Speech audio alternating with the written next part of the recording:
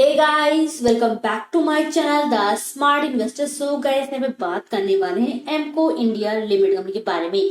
यहाँ पे ये कंपनी का हम शेयर एनालिसिस करने वाले हैं। यहाँ पे ये कंपनी का स्पेसिफिक आपको टारगेट बताने वाली हूँ। साथ में आपको ये बताऊंगी इस कंपनी शेयर में आपको इन्वेस्टमेंट करना चाहिए या नहीं करना चाहिए। अबाउट दी कंपनी हम देखेंगे कंपनी की प्रोफाइल, कंपनी की डेटा, कंपनी के pros and cons, PE comparison, quarterly results, company की profit and loss statement, share holding pattern और शेयर पे चार्टिंग देखेंगे आज की वीडियो में। सो गाइस, वीडियो स्टार्ट करने से पहले अगर आपने अभी तक हमारे चैनल को सब्सक्राइब नहीं किया है सो आप सब्सक्राइब कर दे। इससे आपको डेली अपडेट मिलते रहेंगे मेरे वीडियोस के। सो चलिए वीडियो स्टार्ट करते हैं। यहाँ पे अगर एमको इंडिया कंपनी की प्रॉपर में बात करें तो ये जो कंपनी है ये 27 अगस्त 1987 में कंपनी क्या है इनकॉर्पोरेट की गई थी बाय एमको ग्रुप के थ्रू। एंड देखा जाए सो एमको इंडिया जो कंपनी बेसिकली कौन से कंपनी में कौन से सेगमेंट में इंगेज है। तो ये जो कंपनी बेसिकली मैन्युफैक्चरिंग काम करती है पीवीसी लेदर्स क्लोथ्स हो गए एंड एल्यूमिनियम फॉइल। ये जो आपको फॉइल्स वगैरह दिख रहे हैं इनका मैन्युफैक्चरिंग काम करती है। साथ में कंपनी जो क्या है जो क्लोथ्स होते हैं उनका भी जो भी पीवीसी लेदर्स क्लोथ होते हैं इनका मैन्युफैक्चरिंग कंपनी काम करती है। बेसिकली कंपनी के देखकर कंपनी के दो सेगमेंट है। कौन से? पीवीसी सेगमेंट एंड सेकंड है aluminium foil segment. PVC segment के जो कंपनी के प्रोडक्ट्स हैं वो कंपनी के कौन से प्रोडक्ट्स हैं जैसे कि बेल्ट्स हो गए, वॉलेट्स हो गए एंड साइड डोर पैनल्स हो गए एंड शावर जो कर्टन्स होते हैं ये बेसिकली पीवीसी सेगमेंट जो मैंने क्लोथ्स का बोला। सो कंपनी का इनका जो मैन्युफैक्चरिंग काम करती है। एंड ये जो चीजें आपको बोल रही हूँ वॉलेट, बेल्ट, शूज हो गए, साइड डोर पैनल्स हो गए, शावर कर्टन्स हो गए, सो इनकी डिमांड जो है बहुत ज्यादा बढ़ती रहती है। सो इसके कारण कंपनी की शेयर प्राइस में भी आपको मोमेंटम देखने को मिलता है। अगर कंपनी को किसी भी तरीके का ऑर्डर मिलता है, किसी अलग कोई ऑर्डर देता है या फिर कंपनी को ऑर्डर कुछ मिलता है सो इससे कंपनी का रेवेन्यू बढ़ता है, इससे कंपनी का प्रॉफिट्स होता है। सो ये जो चीजें हैं डेली बेसिस पे जो यूज की जाती है कंपनी के प्रोडक्ट्स एंड जो भी इनके रिक्वायरमेंट्स अगर अच्छी खासी रहेगी सो इट मीन कंपनी का ग्रोथ भी आगे जाते बढ़ता रहता है अगर अच्छी क्वालिटी में ये जो प्रोडक्ट प्रोवाइड करते हैं। सो कंपनी का पीवीसी जो सेगमेंट है पहला सेगमेंट है। सेकेंड सेगमेंट है एल्यूमिनियम फॉइल। सो जैसे कि फॉइल पेपर आपको पता है जो फॉइल पेपर आप जो यूज करते हैं जो भी आपकी मम्मी जो भी कुछ भी आपके पराठा जो पैक करते हैं फॉइल्स यूज किए जाते हैं तो इनका कंपनी का मैन्युफैक्चरिंग काम करती है। फॉइल्स मीन्स वही चीज फॉइल नहीं अलग अलग तरीके के फॉइल्स मैन्युफैक्चरिंग करती है। जैसे कि अगर आप प्रोडक्ट्स के एल्यूमिनियम फॉइल्स के प्रोडक्ट्स के नेम बताओ जैसे कि लेबल फॉइल्स हो गए, हाउस फॉइल्स जो मैंने बोला कि हम जो कवर करते हैं फॉइल्स उसका, एंड बहुत से ऐसे लेमिनेशन फॉइल्स हैं एंड बहुत से ऐसे तरीके की फॉइल्स हैं जो ये कंपनी के मैन्युफैक्चरिंग काम करती है। एंड जिसलिए सिगरेट्स में जो फॉइल्स लगे हुए हैं आगे साइड में सो उनका भी ये सारी चीजों की उनके जो प्रोडक्ट्स हैं अलग अलग चीजों में यूज किए जाते हैं। मैं हर एक चीज आपको एक्सप्लेन नहीं कर सकती किस में यूज किए जाते हैं। अगर आप इसके स्क्रीनर हो गया या फिर इसके वेबसाइट पे भी जाएंगे तो वहाँ पे कंपनी के पूरा डिटेल्स में दिया होता है कि कहाँ पे यूज किए जाते हैं। इवन कंपनी जो है फिल्म्स का भी काम करती है। फिल्म्स मीन्स जैसे कि आपके जो बुक्स होते हैं उस पर जो फॉइल पेपर जो कवर जो होते हैं प्लास्टिक के तो उनका भी उनका भी काम करती है। मीन्स उनका पैकेजिंग का भी कंपनी काम करती है। सो बेसिकली ये कंपनी के सेगमेंट है, कंपनी इन चीजों में काम करती है। सो बेसिकली देखकर कंपनी का प्रोफाइल बहुत ही अच्छा खासा अगर आप कंपनी का रेवेन्यू भी देखें सो एल्यूमिनियम फॉइल्स जो मैंने आपको बोला यहाँ से कंपनी का 59% कंपनी का रेवेन्यू आता है। एंड जो कंपनी जो रॉ मटेरियल जो कंपनी की होती है जो ट्रेड की जाती है उसमें 37% का रेवेन्यू आता है।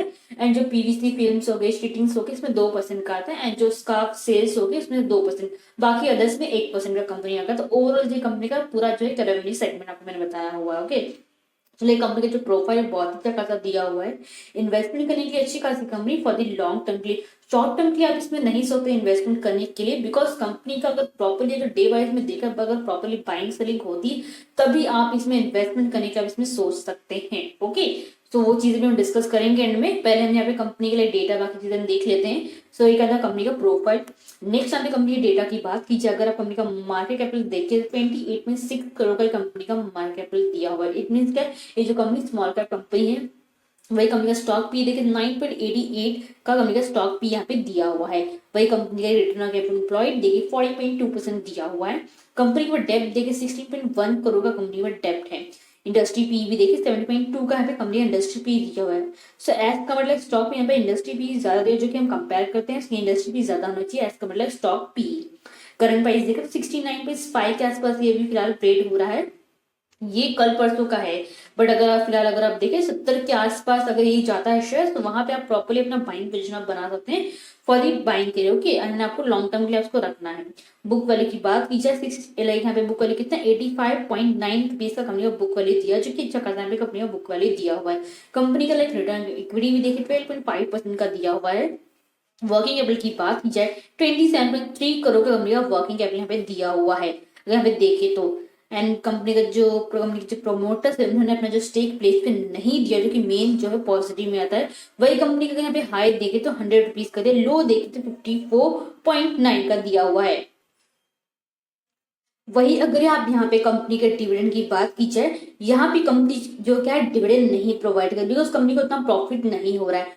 फेस भी देखिए 10 रुपीज दिया हुआ है। कंपनी का प्रोमोटिंग होल्डिंग देखिए 65.6% कंपनी का प्रोमोटिंग होल्डिंग यहाँ पे दिया हुआ है, जो कि देखा जाए अच्छा खासा प्रोमोटिंग होल्डिंग भी यहाँ पे है। टोटल एसेट की बात की जाए, कंपनी का टोटल एसेट कितना 59.9 करोड़ का कंपनी का टोटल एसेट दिया हुआ है। और कंपनी के डेटा के बेस पे बोलो तो कंपनी जो है लॉन्ग टर्म जो है इन्वेस्टमेंट करने की अच्छी खासी कंपनी है। शॉर्ट टर्म के लिए आप इसमें इन्वेस्टमेंट नहीं कर सकते, बिकॉज इसमें रिस्क ज्यादा है। Okay, so for the long term के लिए आप इसमें इन्वेस्टमेंट कर सकते हैं। ये नहीं बोले कि आप इसमें 10,000 20,000 डाल दिए एक बार में ही, आप लाइक थोड़ा बहुत क्वांटिटी लीजिए, लॉन्ग टर्म लिस्ट में रख दीजिए। ओके, बिकॉज मार्केट में देखिए बहुत सी ऐसे एन नंबर ऑफ कंपनी जिसमें आप शॉर्ट टर्म के लिए इन्वेस्टमेंट कर सकते हो, अच्छा खासा रिटर्न मिल जाएगा। बट ऐसी कंपनी जो भी लाइक ये एमको इंडिया है, ये भी अच्छी खासी कंपनी है। आप इसमें लॉन्ग टर्म के लिए अगर रखते हो तो डेफिनेटली अच्छा मोमेंटम अगर इसमें आता है तो आप प्रॉपरली लाइक उसको एक्सरसाइज में करोगे तो अच्छा खासा रिटर्न आपको देखने को मिल सकता है इसमें। ओके, ये था कंपनी का डेटा। नेक्स्ट अभी कंपनी के प्रोज एंड कॉन्स की बात की जाए, कंपनी का स्टॉक है ट्रेड हो रहा है कितने पे 0.81 टाइम इट्स बुक्स वाली। कंपनी का डेटर्स डे भी देखे तो इंप्रूव 55.5 डेज से लेके कितना 30.2 डेज में कम हुआ है। प्रमोटिंग होल्डिंग भी देखे तो इंक्रीज हुआ है लास्ट क्वार्टर से अगर देखा जाए कितना 0.88%, जो कि मेन पॉजिटिव में आता है। वही कंपनी के वर्किंग कैपिटल की रिक्वायरमेंट की बात की जाए तो यहाँ पे भी रिड्यूस हुआ है देखा जाए। मेन का कंपनी के जो वर्किंग कैपिटल्स होते हैं जो अलग साइड में रखे हुए थे, अगर रिड्यूस होता है इट मींस मेन पॉजिटिव में आता है। तो यहाँ पे देखा है 58.5 डेज तक ये आ गया है। एंड कॉन्स की बात की जाए, कंपनी जो है रिपीटेडली प्रॉफिट कर रही है अगर क्वार्टरली वाइज देखे तो, बट कंपनी ने डिविडेंड अनाउंस नहीं किया। मे भी आगे जाके हो सकता है कंपनी डिविडेंड अनाउंस कर दे अगर कंपनी रिपीटेडली इसी तरीके से प्रॉफिट अगर करती रहेगी तो। बिकॉज कंपनी का डेट भी है, कंपनी को अपना डेट रिड्यूस करना है। कंपनी का कंपनी का लाइक रिटर्न इक्विटी देखे तो लास्ट 3 ईयर से कितना कमा है 7.28% कमा है। वही अर्निंग इंक्लूड्स अदर इनकम में देखे तो 1.78 करोड़ का दिया हुआ है। सीधे कंपनी की प्रॉज एंड कॉन्स। नेक्स्ट हमें कंपनी के पीए कंपैरिजन की बात की जाए, यहाँ पे पहले अगर कंपनी का अगर पी देखें तो सबसे ज्यादा जो यहाँ पे पी जो है सबसे ज्यादा किसमें दिया हुआ है एल्पिन इंडिया में। एंड ये जो यहाँ पे 6 नंबर पे दी है एरो पैनल, इसमें ये दो कंपनीज में कंपनी का पी ज्यादा, बाकी किसी भी कंपनीज में देखा तो पी हमेशा कम यहाँ पे दिया हुआ है। मेन जो कंपनी का जो पी होता है मेन कंपनी प्रोडक्शन के ऊपर डिपेंड होता है, प्रोडक्ट के ऊपर डिपेंड होता है। तो मेन यहाँ पे कंपनी पी जहाँ पे अगर हम एम को इंडिया का तो कम दिया हुआ है एज कम्पेयर बाकी कंपनी से भी देखे जो थोड़ी बहुत कंपनी यहाँ पे दी हुई है।